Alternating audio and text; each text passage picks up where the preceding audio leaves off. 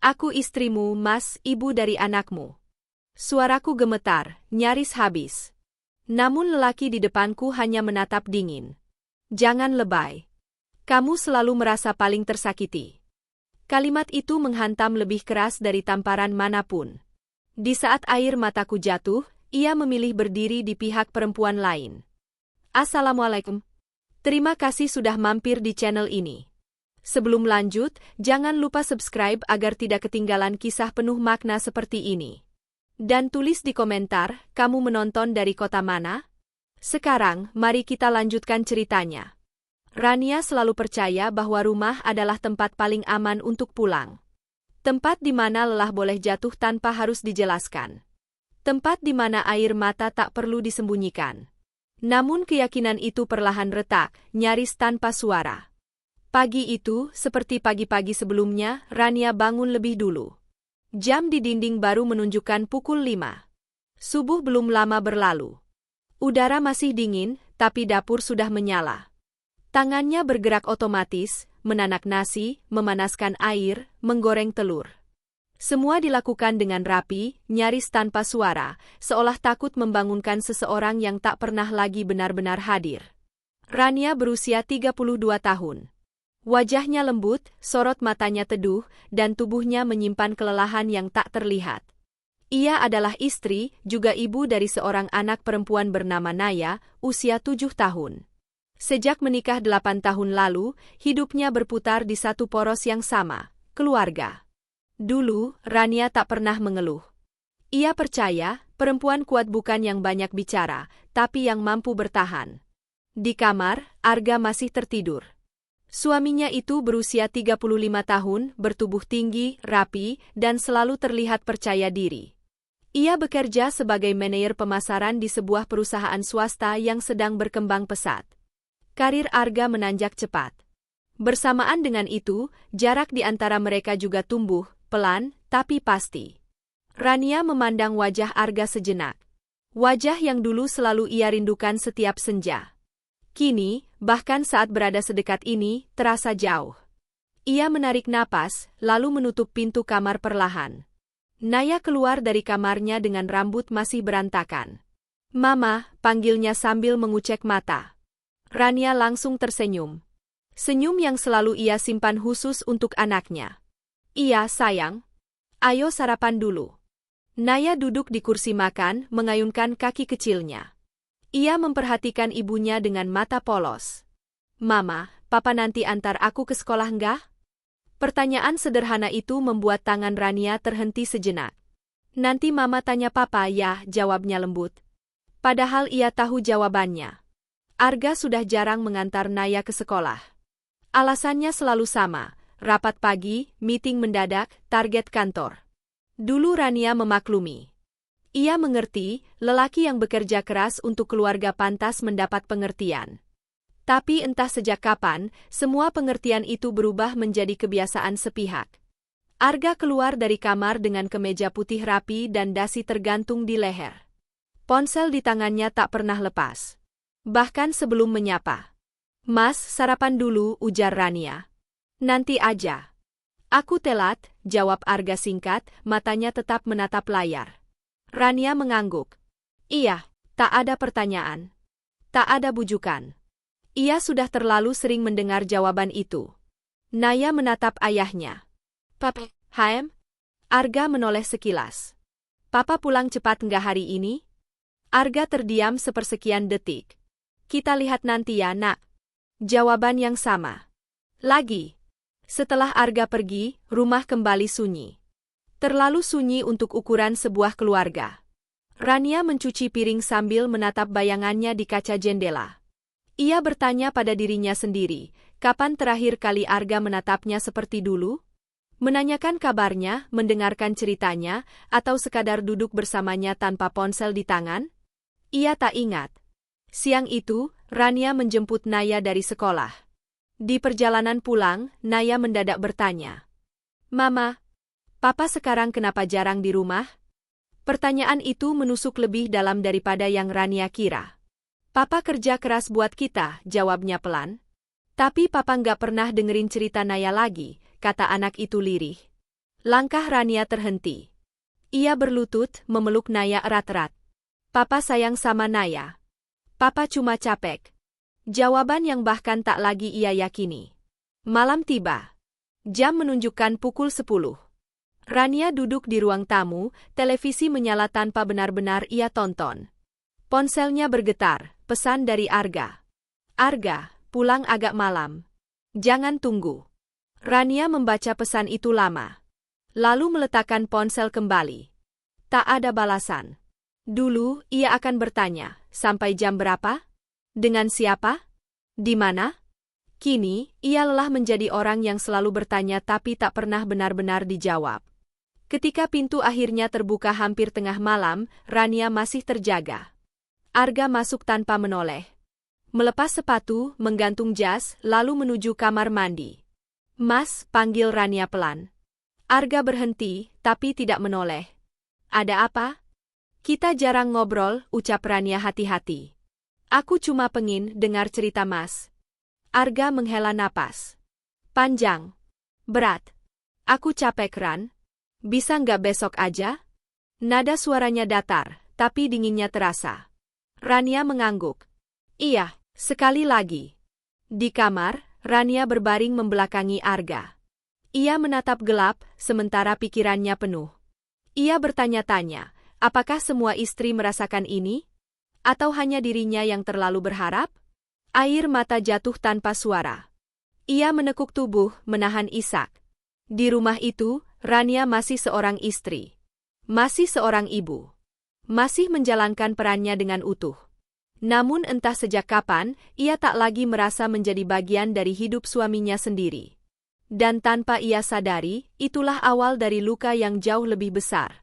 Luka yang kelak membuatnya mempertanyakan satu hal paling menyakitkan dalam hidupnya. Apakah air mata istri dan ibu benar-benar punya arti? Perubahan itu tidak datang dengan suara keras. Ia menyelinap pelan, seperti udara dingin yang merambat ke dalam tulang tanpa permisi. Rania merasakannya jauh sebelum ia mampu menjelaskannya dengan kata-kata. Arga semakin jarang pulang tepat waktu. Jikapun pulang, tubuhnya ada di rumah, tapi pikirannya entah di mana. Ia sering duduk di tepi ranjang sambil menatap ponsel, jari-jarinya bergerak cepat, lalu berhenti mendadak saat Rania masuk ke kamar. Senyumnya tipis, kaku, seolah baru saja tertangkap melakukan sesuatu yang tak seharusnya. Mas lagi apa? Tanya Rania suatu malam, berusaha terdengar biasa. Kerjaan, jawab Arga singkat, lalu mengunci layar. Jawaban itu terdengar wajar. Terlalu wajar. Dan justru disitulah keganjilannya. Rania bukan perempuan bodoh. Ia mengenal suaminya selama hampir 1 dekade. Ia tahu kapan Arga lelah karena kerja, dan kapan Arga gelisah karena sesuatu yang lain. Dulu, Arga akan bercerita dengan sendirinya. Tentang tekanan kantor, tentang atasan yang menyebalkan, tentang target yang membuatnya pusing. Sekarang, semua cerita itu seolah terkunci di balik layar ponsel. Pagi itu, Rania merapikan tas kerja Arga seperti biasa. Ia tidak berniat memeriksa apapun. Ia hanya mencari pulpen yang sering tertinggal. Namun saat tas terbuka, ponsel Arga bergetar. Sebuah notifikasi muncul di layar yang belum terkunci sempurna. Satu nama. Dinda. Hanya itu. Tanpa emotikon. Tanpa kalimat. Tapi dada Rania langsung mengencang. Ia tak membuka pesan itu. Tangannya gemetar. Ia merasa bersalah hanya karena melihat nama itu. Ia menutup tas dengan cepat, seolah takut ketahuan oleh siapapun, padahal ia sendirian. Rania, kunciku di mana? Suara Arga terdengar dari ruang tamu. Di meja, jawabnya sambil menarik napas panjang. Sepanjang hari, nama itu berputar di kepalanya. Dinda. Bukan nama asing. Arga pernah menyebutnya sekali 2 kali sebagai rekan kerja baru. Rania tak pernah curiga saat itu. Ia tak ingin menjadi istri yang posesif. Ia percaya, pernikahan dibangun di atas kepercayaan. Namun sejak hari itu, semuanya berubah. Arga mulai sering menyebut nama itu, tanpa sadar, tanpa niat. Dinda bilang klien ini maunya cepat. Dinda yang handle bagian ini. Dinda minta aku temani ketemu vendor. Setiap kali nama itu terucap, nada suara Arga terdengar hidup. Berbeda dengan nada datarnya saat berbicara dengan Rania. Suatu sore, Arga pulang lebih awal. Sesuatu yang jarang terjadi. Rania sempat merasa senang. Ia menyiapkan teh hangat dan camilan kesukaan suaminya. "Mas kelihatan capek," kata Rania sambil menyodorkan cangkir. "Iya. Banyak drama di kantor," jawab Arga. "Drama apa?" Arga terdiam sesaat. "Ah, kamu nggak ngerti." Kalimat itu menusuk. "Mas, aku istrimu," ucap Rania pelan. "Kalau aku nggak ngerti, ajarin." Arga menghela napas. "Kamu terlalu baper. Aku lagi pengin tenang." Rania terdiam. Ia menelan kata-kata yang ingin ia sampaikan. Ia mulai belajar satu hal baru, diam lebih aman daripada bicara. Malam berikutnya, Arga pulang larut. Kali ini bukan sekadar larut, tapi hampir subuh. Rania duduk di ruang tamu dengan mata sembab. "Mas dari mana?" tanyanya, tak mampu menahan diri. Arga meletakkan kunci dengan agak keras. "Kerja. Aku sudah bilang." "Kerja sampai jam segini?" suara Rania bergetar. "Atau dengan siapa?" Kalimat itu membuat Arga menoleh tajam. "Kamu nuduh apa?" "Aku cuma tanya."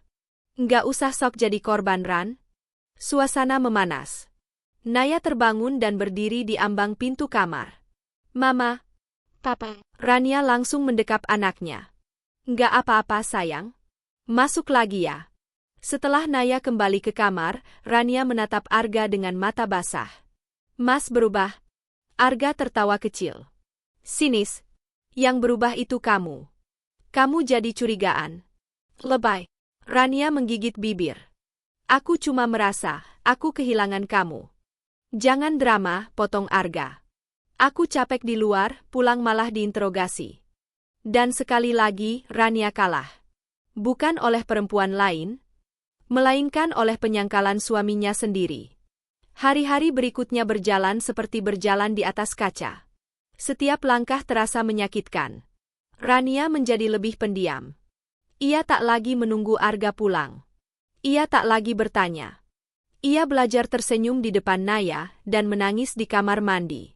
Suatu malam, saat Arga tertidur lelap, ponselnya kembali bergetar. Kali ini berkali-kali. Rania tak berniat membuka. Tapi layar menyala terang di kegelapan. Nama itu lagi. "Dinda." Pesannya singkat. "Maaf ganggu malam-malam. Aku cuma butuh kamu." Rania menatap layar itu lama. Air matanya jatuh tanpa suara. Ia tidak membaca balasan Arga. Ia tidak membuka percakapan itu. Namun hatinya sudah membaca cukup banyak. Di dalam kamar yang sama, di ranjang yang sama, Rania akhirnya memahami satu hal pahit. Ada nama yang tak boleh ia sebut. Karena setiap kali nama itu hadir, ia merasa posisinya sebagai istri perlahan menghilang. Dan sejak malam itu, Rania tahu. Konflik ini bukan lagi soal kesibukan kerja. Ini tentang hati yang mulai berpindah. Dan seorang istri yang dibiarkan menebak-nebak dalam sunyi. Rania pernah percaya bahwa diam adalah cara paling aman untuk menjaga rumah tangga. Dengan diam, pertengkaran bisa dihindari. Dengan diam, anak tak perlu mendengar suara orang tuanya saling melukai. Dengan diam, mungkin, semuanya akan membaik dengan sendirinya. Tapi ia keliru. Diam ternyata bukan penenang. Diam adalah luka yang dibiarkan membusuk. Hari-hari Rania kini berjalan seperti rutinitas tanpa jiwa. Ia bangun pagi, menyiapkan sarapan, mengantar Naya ke sekolah, membersihkan rumah, lalu menunggu waktu bergulir dengan perasaan hampa. Ia jarang lagi menatap ponsel, jarang berharap pesan dari Arga. Setiap notifikasi justru membuat dadanya sesak, takut melihat nama yang sama muncul lagi. Dinda. Nama itu kini tak lagi hanya ada di layar ponsel Arga. Ia hidup di kepala Rania. Mengendap di pikirannya. Mengusik tidurnya. Suatu sore, hujan turun deras. Langit kelabu seperti ikut menekan dada Rania. Ia menjemput Naya lebih cepat karena khawatir anaknya kehujanan.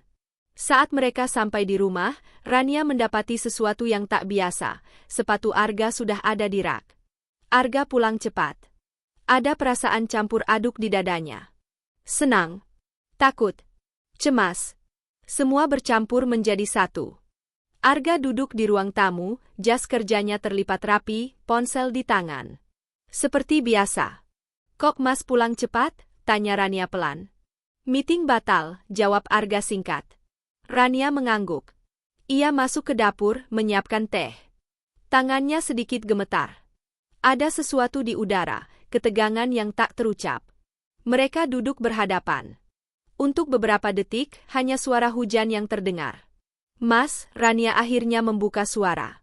Kita bisa ngobrol? Arga menatapnya. Ngobrol apa? Kita akhir-akhir ini jauh. Arga menghela napas, bersandar ke sofa. Kamu mulai lagi. Mas, dengar dulu, suara Rania bergetar tapi ia memaksa dirinya tetap bicara. Aku bukan mau ribut. Aku cuma mau tahu, apa aku masih penting buat kamu? Pertanyaan itu meluncur begitu saja, seperti air mata yang akhirnya jatuh setelah lama ditahan. Arga tertawa kecil. Bukan tawa hangat, melainkan tawa lelah. Kenapa sih kamu selalu mikir yang aneh-aneh? Aneh? Rania menatapnya, matanya berkaca-kaca. Aku istrimu. Aku merasa kehilangan kamu, itu aneh? Kamu lebay, Ran. Nada Arga meninggi. Aku kerja buat keluarga ini. Kerja atau lari? Kalimat itu keluar tanpa bisa Rania tahan. Wajah Arga langsung berubah. Maksud kamu apa? Aku lihat kamu. Kamu di rumah tapi nggak pernah benar-benar ada. Arga berdiri. Jangan mulai nuduh. Aku nggak nuduh. Rania ikut berdiri, tangannya mengepal. Aku cuma minta kejujuran. Hujan di luar semakin deras, seolah menjadi latar sempurna bagi emosi yang mulai pecah. Jujur soal apa? Bentak Arga. Rania menarik napas panjang. Dadanya sesak. Soal Dinda. Nama itu akhirnya terucap. Sejenak, waktu seperti berhenti. Arga membeku. Matanya menatap Rania tajam, bukan dengan rasa bersalah, melainkan kemarahan. Kenapa kamu bawa-bawa nama dia? Karena setiap kali nama itu ada, kamu berubah. Suara Rania meninggi, air mata jatuh deras. Kamu lebih hidup waktu ngomongin dia daripada ngomong sama aku. Itu cuma rekan kerja. Kalau cuma rekan kerja, kenapa kamu bela dia terus? Karena kamu nggak adil, teriak Arga. Kamu selalu mikir yang buruk. Aku mikir yang buruk karena kamu nggak pernah jelasin yang baik. Suara mereka meninggi. Dan tanpa mereka sadari, Naya berdiri di balik pintu kamar, mendengar semuanya. Aku capek, Ran. Arga mengusap wajahnya frustasi. Di kantor ditekan, di rumah ditanya terus. Dan aku capek sendirian. Rania membalas sambil menangis. Aku capek nunggu, capek berharap, capek pura-pura kuat. Arga terdiam. Tapi bukan karena tersentuh. Melainkan karena kesal. Kamu tahu nggak, katanya dingin. Yang bikin aku betah di luar itu karena di rumah isinya drama. Kalimat itu seperti pisau. Rania terhuyung mundur, seolah baru saja ditampar keras. Jadi, aku masalahnya? Suaranya nyaris tak terdengar. Arga tak menjawab. Diamnya adalah jawaban paling kejam. Naya tiba-tiba menangis dari dalam kamar. Mama, Papa, jangan berantem. Rania tersentak. Ia berlari memeluk anaknya, tubuh kecil itu gemetar. Naya takut isak anak itu. Hati Rania hancur. Ia memeluk Naya erat-erat sambil menangis tanpa suara. Di belakang mereka, Arga berdiri kaku. Wajahnya tak lagi marah, tapi juga tak menunjukkan penyesalan. Malam itu, Arga tidur di ruang tamu. Rania di kamar bersama Naya. Dalam gelap, Rania menatap langit-langit kamar. Dadanya terasa kosong. Ia mengingat setiap kata Arga, tentang drama, tentang capek, tentang rumah yang tak lagi membuatnya betah. Ia akhirnya mengerti. Masalah ini bukan sekadar tentang perempuan lain. Ini tentang seorang suami yang tak lagi memilih pulang, dan seorang istri yang terus dipaksa merasa bersalah karena terluka.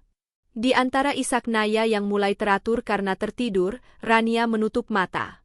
Air matanya jatuh ke bantal. Untuk pertama kalinya sejak menikah, ia bertanya pada dirinya sendiri. Jika aku terus diam, apakah aku sedang menyelamatkan rumah tangga? Atau justru menghancurkan diriku sendiri perlahan? Dan di titik itu, Rania tahu. Konflik ini tak akan bisa lagi diselesaikan dengan kesabaran semata. Karena luka yang terus dipendam, suatu hari akan menuntut balas. Dengan cara yang paling menyakitkan. Rania tak lagi tahu sejak kapan tidurnya menjadi dangkal. Malam-malamnya penuh mimpi yang terputus, napas yang sering tercekat, dan dada yang selalu terasa berat. Ia terbangun dengan mata basah, meski tak ingat apa yang ia tangisi. Yang ia tahu, ada sesuatu dalam dirinya yang perlahan runtuh, dan kali ini tak bisa lagi ia bangun kembali hanya dengan kesabaran. Pagi itu, Arga berangkat kerja tanpa pamit. Tak ada kecupan di kening Naya. Tak ada ucapan hati-hati untuk Rania. Hanya pintu yang tertutup pelan, namun meninggalkan gema panjang di hati Rania. Ia duduk lama di meja makan, menatap piring sarapan yang tak tersentuh. Tangannya gemetar. Kepalanya pening. Ia mencoba menarik napas, tapi udara terasa tak cukup. Naya, hari ini Mama antar ya, ucapnya pelan. Anak itu mengangguk. Mama kelihatan capek. Rania tersenyum tipis. Mama cuma kurang tidur. Padahal yang kurang bukan tidur, melainkan rasa aman. Sepanjang hari, pikiran Rania tak bisa tenang. Bayangan Arga terus muncul. Cara ia membentak. Cara ia membela. Cara ia memilih diam saat Naya menangis. Semua itu berputar tanpa henti, membuat kepalanya nyeri. Menjelang sore, ponselnya bergetar. Pesan dari Arga. Arga, aku ada urusan. Jangan tunggu. Tak ada penjelasan. Tak ada permintaan maaf. Rania menatap layar itu lama. Jari-jarinya dingin. Dadanya sesak. Sesuatu di dalam dirinya seperti berbisik, cukup. Ia tak membalas. Tanpa benar-benar merencanakan, Rania mengambil tas, menitipkan Naya pada tetangga, dan pergi. Ia tak tahu kemana. Yang ia tahu, ia tak bisa lagi duduk diam di rumah menunggu kebohongan pulang. Mobil melaju pelan, mengikuti arah naluri. Hujan rintik turun, membuat kaca depan buram.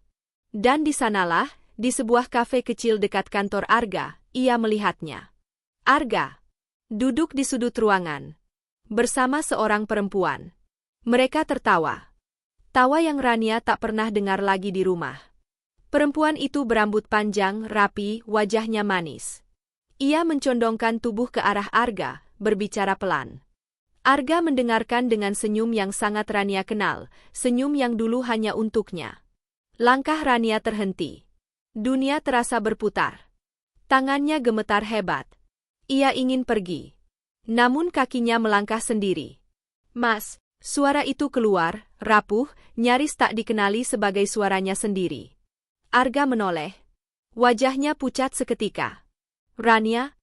Perempuan di sampingnya berdiri refleks.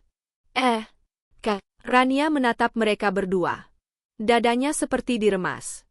Jadi ini urusan yang kamu maksud? Tanyanya pelan namun tajam. Arga berdiri, wajahnya langsung berubah tegang. Bukan seperti yang kamu pikir. Kalimat itu klasik, menyakitkan. Lalu seperti apa?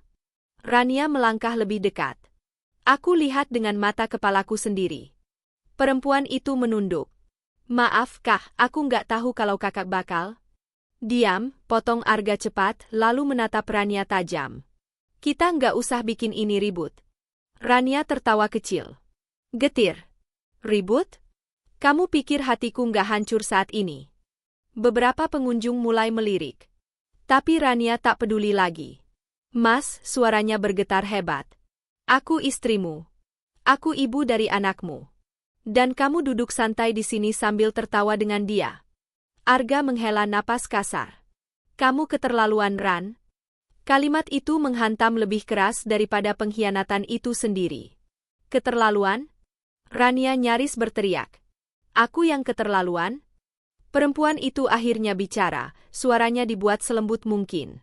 Aku benar-benar nggak mau jadi masalah. Aku cuma minta ditemani sebentar. Dan saat itulah Arga melakukan hal yang mematahkan sisa-sisa hati Rania. Ia berdiri di sisi perempuan itu. Rania, katanya dingin. Dinda nggak salah apa-apa. Kamu yang terlalu sensitif. Dunia Rania runtuh. Ia menatap Arga lama, seolah melihat orang asing. Jadi, aku menangis selama ini sendirian dan kamu pikir itu cuma sensitif. Kamu selalu merasa paling tersakiti, balas Arga. Padahal kamu nggak pernah mikirin posisiku. Aku mikirin kamu setiap hari, teriak Rania, air mata jatuh tanpa bisa ditahan. Aku jaga rumah, anak, nama baikmu. Aku tahan luka sendirian. Arga memalingkan wajah. Aku capek. Kalimat singkat itu mengakhiri segalanya. Rania terdiam. Dadanya sakit. Kepalanya pusing. Ia merasa seluruh dunia berputar menjauh darinya. Ia tersenyum. Senyum rapuh. Baik, ucapnya pelan. Kalau begitu aku juga capek. Ia menatap Dinda. Terima kasih sudah jujur dengan caramu. Lalu ia menatap Arga sekali lagi. Jaga dia baik-baik. Seperti dulu kamu janji jaga aku. Rania berbalik. Langkahnya berat tapi tegak. Di luar, hujan turun deras. Air hujan bercampur air mata. Ia menangis di balik kemudi, tubuhnya gemetar hebat. Di rumah, Naya langsung memeluknya. Mama. Mama kenapa? Rania berlutut, memeluk anaknya erat. Maaf sayang. Mama lelah. Malam itu, Arga pulang larut. Ia masuk kamar tanpa berkata apa-apa. Rania tak menoleh. Tak ada teriakan. Tak ada tangisan. Hanya keheningan yang lebih kejam daripada pertengkaran. Dalam gelap, Rania menatap langit-langit. Hatinya kosong. Bukan karena tak cinta. Melainkan karena terlalu lama mencintai sendirian. Ia akhirnya mengerti satu hal paling pahit. Bukan orang ketiga yang menghancurkan rumah tangga ini. Melainkan suami yang memilih membela orang lain. Saat istrinya sedang hancur. Dan di titik itu, Rania tahu. Ia tak bisa lagi pura-pura kuat. Karena jika ia terus bertahan, yang tersisa hanyalah perempuan kosong. Yang kehilangan dirinya sendiri. Malam itu terasa lebih panjang dari biasanya. Bukan karena jam bergerak lambat, tapi karena hati Rania seakan berhenti di satu titik yang sama. Titik paling lelah dalam hidupnya. Ia duduk di tepi ranjang, memeluk lutut, sementara Naya tertidur di sampingnya. Napas anak itu teratur, wajahnya polos, tak tahu bahwa dunia kecilnya sedang retak dari arah yang tak pernah ia bayangkan. Rania menatap wajah itu lama. Maafin mama ya, bisiknya lirih. Ia bukan menangis tersedu-sedu. Air matanya jatuh perlahan, satu-satu, seperti luka yang sudah terlalu dalam untuk menjerit. Pintu kamar terbuka pelan. Arga masuk tanpa suara. Tak ada salam. Tak ada tatapan. Ia berganti pakaian, lalu berbaring membelakangi Rania. Keheningan di antara mereka lebih menyakitkan daripada pertengkaran manapun. Mas, Rania akhirnya bicara, suaranya nyaris tak terdengar. Naya dengar kita bertengkar. Arga terdiam sejenak. Anak kecil cepat lupa, jawabnya singkat. Kalimat itu membuat dada Rania sesak. Tidak, ucap Rania pelan tapi tegas. Anak mungkin lupa kata-kata. Tapi perasaan takut itu tinggal lama. Arga mendengus. Kamu terlalu berlebihan. Rania menoleh, menatap punggung suaminya. Mas, dia anak kita. Justru karena dia anak kita, kamu jangan bikin suasana rumah nggak nyaman. Rania terdiam. Kata-kata itu menghantam keras. Sejak kapan meminta kejujuran dianggap merusak suasana? Sejak kapan air mata ibu dianggap ancaman bagi ketenangan rumah? Arga kembali diam. Percakapan selesai. Sepihak. Rania menatap langit-langit kamar, mencoba mengatur napas. Ia ingin berteriak. Ingin marah. Ingin bertanya mengapa ia diperlakukan seperti orang asing di rumah yang ia rawat setiap hari. Namun yang keluar hanyalah kelelahan. Keesokan paginya, Rania bangun dengan tubuh berat. Kepalanya pusing, matanya bengkak. Namun ia tetap bangkit. Karena Naya harus sekolah. Karena sarapan harus ada. Karena hidup tak berhenti hanya karena hati seseorang hancur. Di meja makan, Naya memandang ayahnya dengan ragu. Papa, panggilnya pelan. Arga menoleh. Iya? Papa marah sama mama? Pertanyaan itu membuat waktu seakan berhenti. Arga menatap Rania sekilas, lalu kembali ke ponselnya. Enggak. Papa cuma capek. Jawaban yang sama. Selalu sama.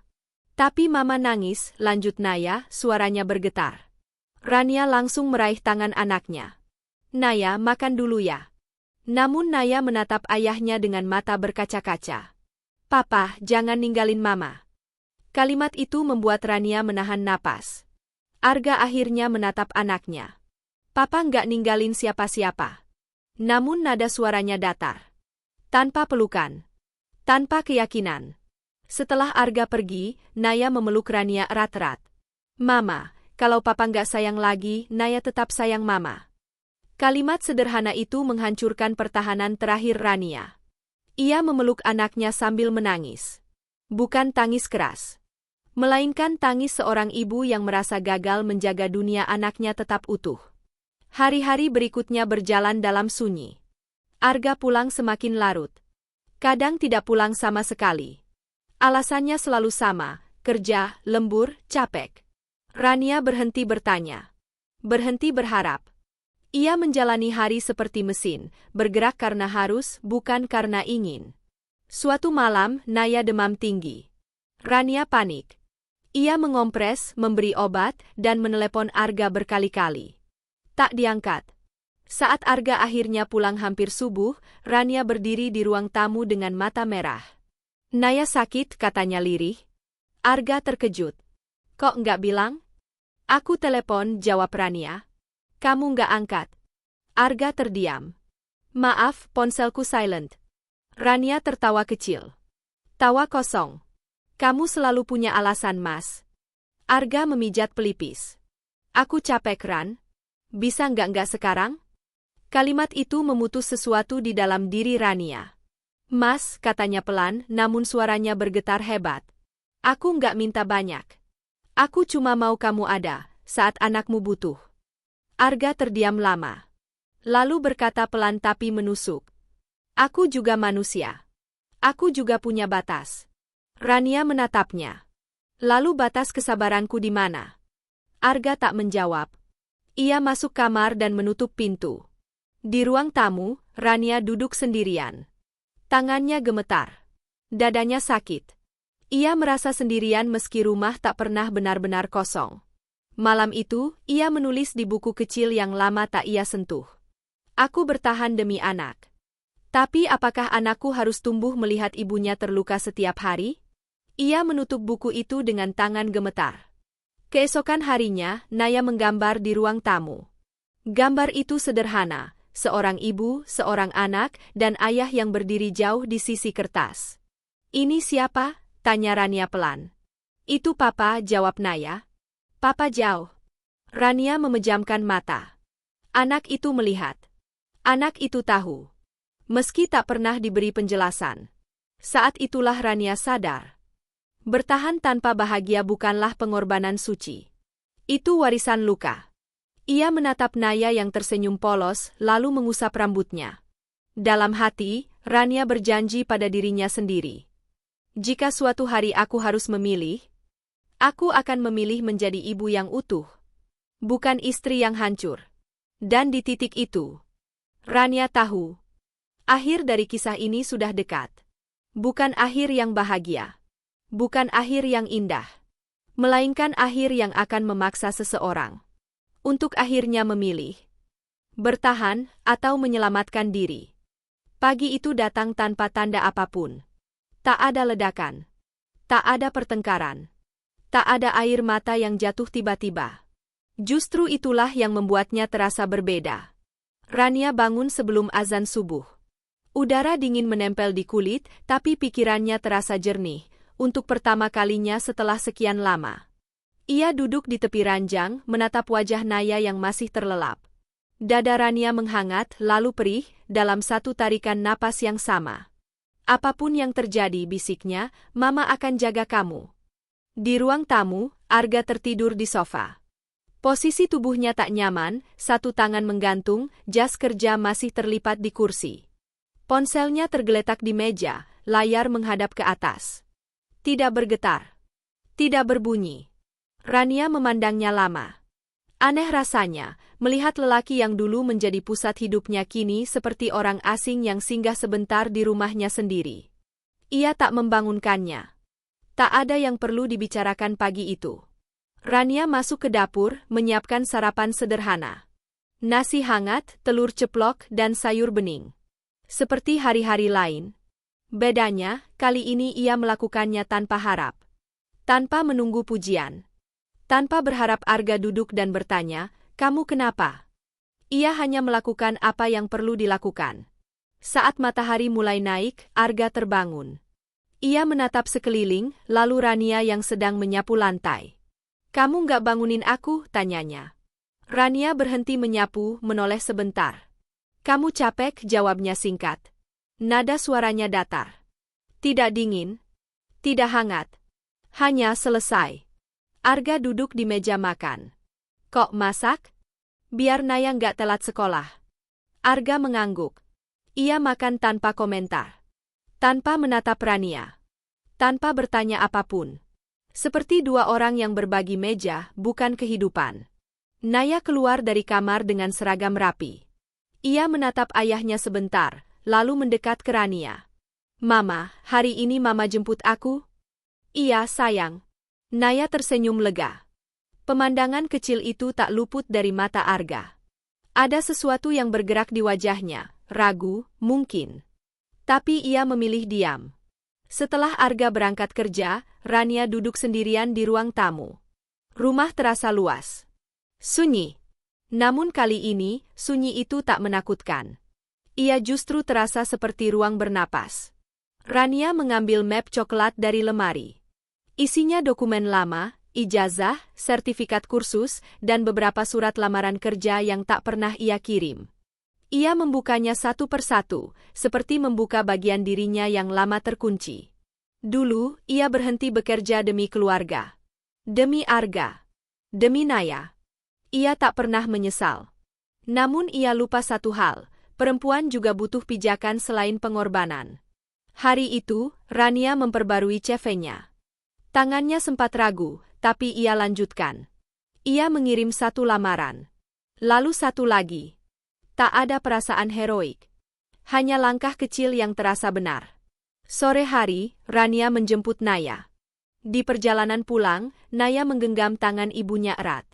"Mama sekarang sering senyum," kata Naya polos. Rania terkejut.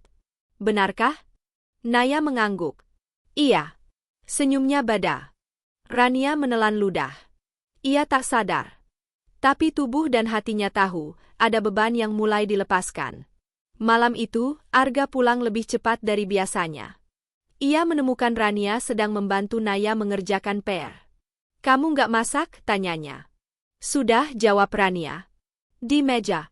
Arga mengangguk. Ia duduk, makan, lalu menatap Rania lama. "Kamu marah?" tanyanya akhirnya. Rania menghela napas pelan. "Aku capek marah, Mas." Jawaban itu membuat Arga terdiam.